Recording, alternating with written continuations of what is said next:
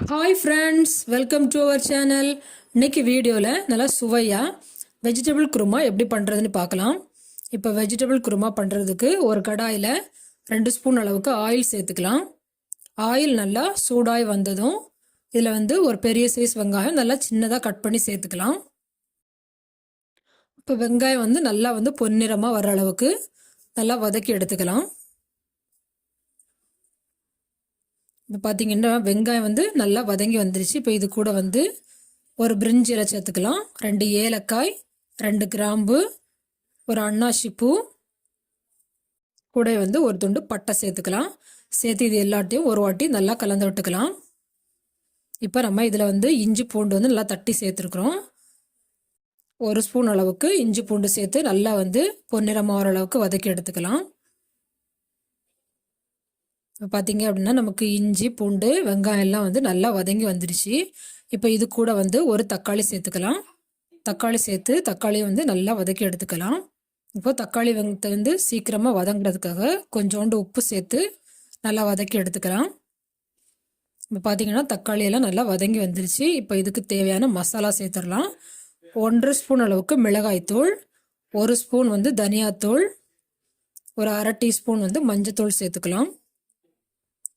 சேர்த்துட்டு இதோட பச்சை வாசனை போகிற வரைக்கும் நல்லா வதக்கி எடுத்துக்கலாம்.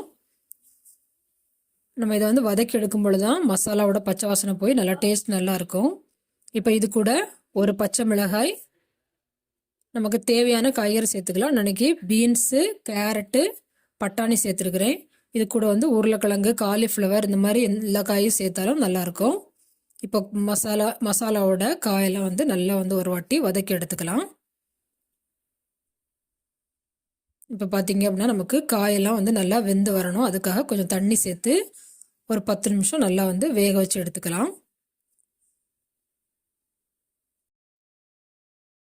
காய் வேகிற அளவுக்கு தண்ணி சேர்த்து நல்லா வேக வச்சு எடுத்துக்கலாம். ஒரு 10 நிமிஷம் நம்ம நல்லா மூடி போட்டு வேக வச்சு எடுத்துக்கலாம். இப்போ பார்த்தீங்கன்னா இது ஒரு பக்கம் வெந்துட்டுருக்குல்ல, நம்ம தேங்காய் ரெடி பண்ணிக்கலாம்.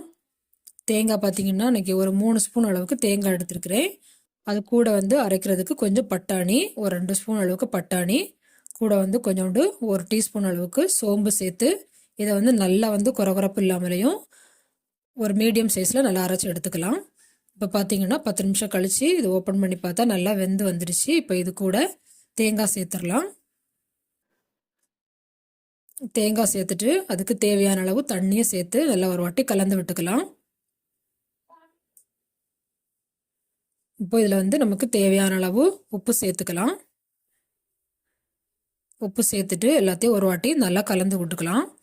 இதை ஒரு 10 நிமிஷம் அப்படியே விட்டுறலாம். நல்லா கொதிச்சு வரட்டும். ஒரு 10 நிமிஷம் அப்படியே மீடியம் ஃப்ளேமில் வச்சு நல்லா சுண்டுற அளவுக்கு எடுத்துக்கலாம். நம்ம பட்டாணியெல்லாம் அரைச்சி சேர்த்துருக்கனால நல்லா கட்டி தன்மையில் இருக்கும். பாருங்கள், இப்போ நமக்கு சூப்பராக குருமா ரெடியாகி வந்துடுச்சு. இப்போ இது கூட கடைசியாட்டு கொஞ்சோண்டு மல்லித்தழை தூவி எல்லாம் ஒரு வாட்டி நல்லா கலந்து விட்டுக்கலாம்.